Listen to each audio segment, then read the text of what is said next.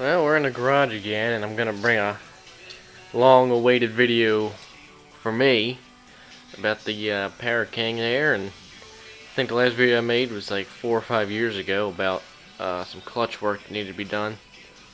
And it's sitting in the same spot. I mean, it's been moved. You know, it hadn't sat there for 5 years, but it's back up in the garage, and we're getting a move on it. And we got the transmission back together, or at least the clutch pieces back together, the discs and stuff, and we're kind of hoping it works. I mean, it moves, the shaft moves in neutral and all that. It doesn't move in neutral. Anyway, it should work, but underneath all this junk, which is just more drive shaft pieces for this thing, we put, a while ago, we put the new condenser and points on there, and it ran half decent, but when I first brought it up here probably like 4 or 5 months ago, tested it and the coil's bad, that's why it wouldn't start. So I bought a new coil and it finally got here, over in that box. But, so we're going to see if this thing starts up today, and it's going to be the Para King update. So, as you can see, I kind of got a couple more projects going on in here. You know, I got the engine and the transmission out of my car, again. Got the Sears up here. I had the head taken off that, sitting on the seat, needs another Healy coil. The Ford here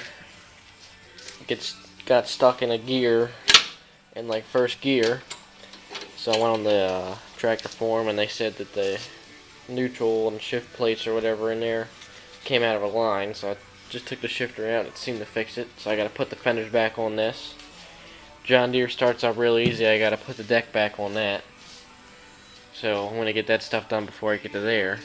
And walk outside. Really probably didn't need it, but it was a half decent deal. Haven't got a chance to look at it. I brought it home and it's rained since. Oh yeah. That's another Ford sitting out there. LGT 125. So it's basically the hydrostatic model of this one. So that's cool. The engine fires right up. It's got a ticking noise in it, and the hydrostatic rear seems really jumpy, but it hasn't been used in a long time, so I'm hoping that a tune-up will bring it back to life. So, but we'll get to that later today. So I'm going to go ahead and clean up in here and get some things straightened out, and then get that bad dog trying to fire up, and I'll bring it back. Alright, finally got the hood open, got the deck and the new deck belt on the John Deere here, and I drove and pushed this new Ford here in the garage so I can just work on it. It's been showers on and off today. So it's been a few months since I had the hood open on this thing, and I found the spark plug tester I've been looking for, so that helps. I forgot we do have a key switch for this in here that I found that works, and no PTO switch, but I have it jumped right now, and I got a couple alligator clips I was looking for in the freaking feeler gauge. So anyway, see our new points down there and condenser. Here's the old coil. I'm going to slap the new one on, and then I'm going to put the spark plugs back in with the new wires, hook up the jump pack, and I'll rig up a little gas tank. I got one off an old John Deere push mower over there I'm going to hook up. So here's the fuel line. So let me get that all set up, and then we'll try to test fire this bad dog. Alright, so you see I got that PTO switch jump, which has been like that. Got the new coil hooked up, and I'm going to run, I don't need to, I had to earlier run power straight from the positive to the coil.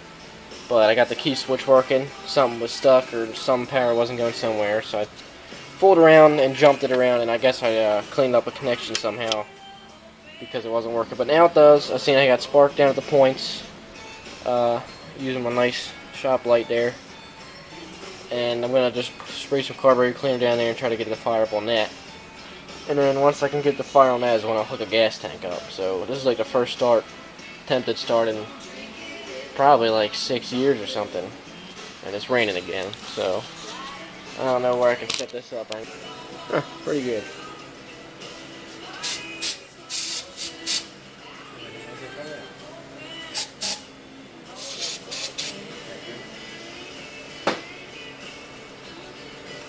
If I can stand.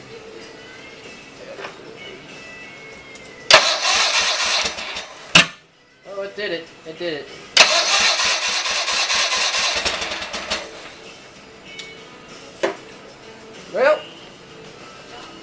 You've heard it fire up. We'll hook the gas tank up now.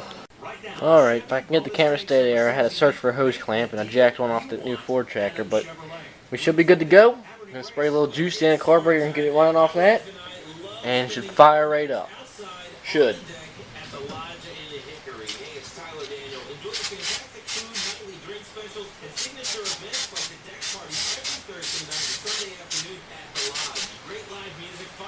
Not much left in that can.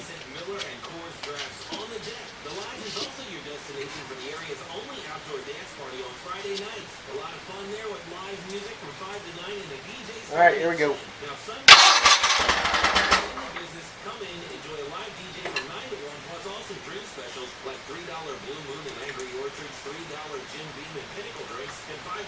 Now I got this fuel pump hooked up to I got the fuel tank hooked to an impulse pump here because the line running through the carburetor is really small. So, and I don't know how dirty this carburetor can be, so we're gonna go and see it.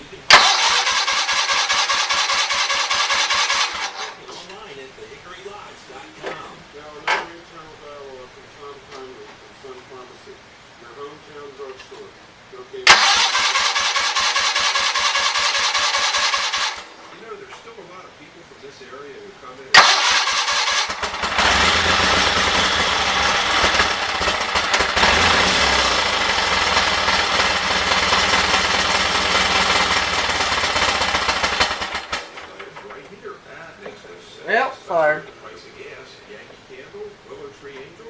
Let's try it again.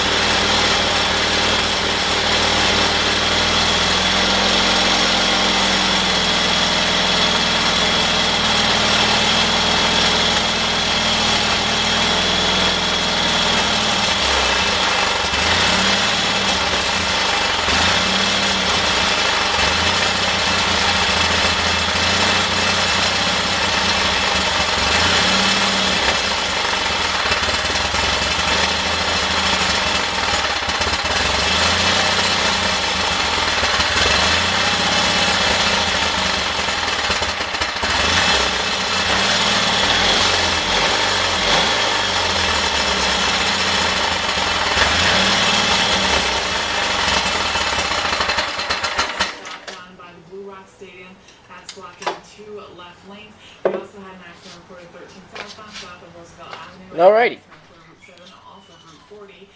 Alright, that's going to conclude the update video for today.